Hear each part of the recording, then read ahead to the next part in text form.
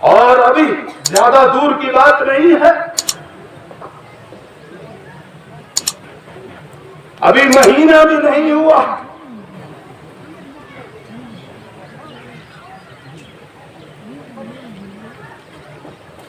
چند روز قبل اسی باطل اور فاسد فکر اور نظریے کے لوگوں نے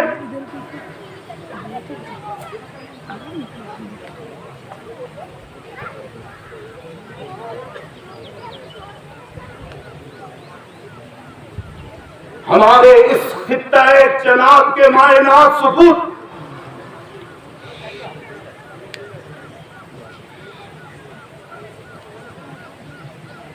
جموں کشمیر کے صدر مفتی دارالعلوم رحیمیہ بانڈی پورہ جو ریاست جموں کشمیر کا سب سے بڑا ادارہ ہے، اس کے شیخ الحدیث حضرت مفتی نذیر احمد قاسمی صاحب دامت برکاتہم کے بارے میں ایک تحریر نکال جو ان کی مخالفت پر مبنی تھی، اور وہ تحریر 100% جھوٹ ہی جھوٹ کا پرندہ ہے، جھوٹ کے سوا اس میں اور کچھ بھی نہیں، لیکن ان کا مقصد عوام کا تعلق علماء سے کاٹنا، اور آغاز سب سے بڑے عالم سے کیا جو آل انڈیا مسلم پرسنل بورڈ کے رکن بھی ہیں،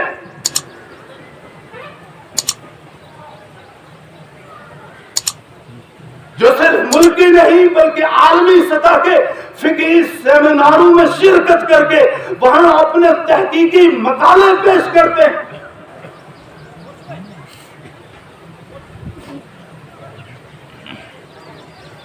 جن کو ایشیا کی عظیم یونیورسٹی دارالعلوم دیوبند کے اندر مدعو کیا گیا،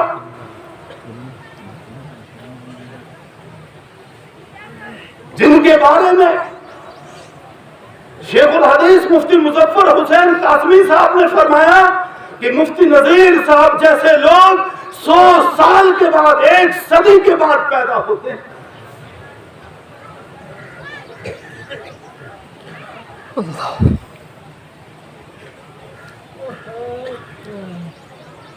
باطل کا مقصد یہ ہے کہ علماء سے تعلق کاٹ دیا جائے، علماء سے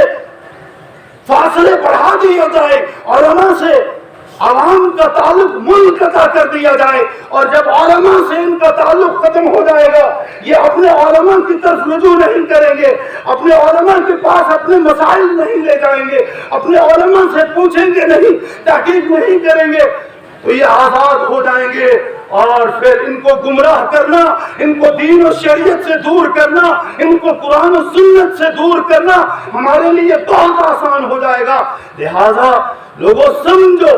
باطل کی سازشوں کو سمجھو کہ کس طرح سے آج اپنے ہی باطل کے اعلی کار بن کے دین کو نقصان پہنچا رہے ہیں، ایمان کو نقصان پہنچا رہے ہیں، شریعت کو نقصان پہنچا رہے ہیں، قرآن کو نقصان پہنچا رہے ہیں۔ لیکن یاد رکھیں ان کی ان سازشوں سے ہونے والا کچھ بھی نہیں ہے۔ اللہ رب العزت نے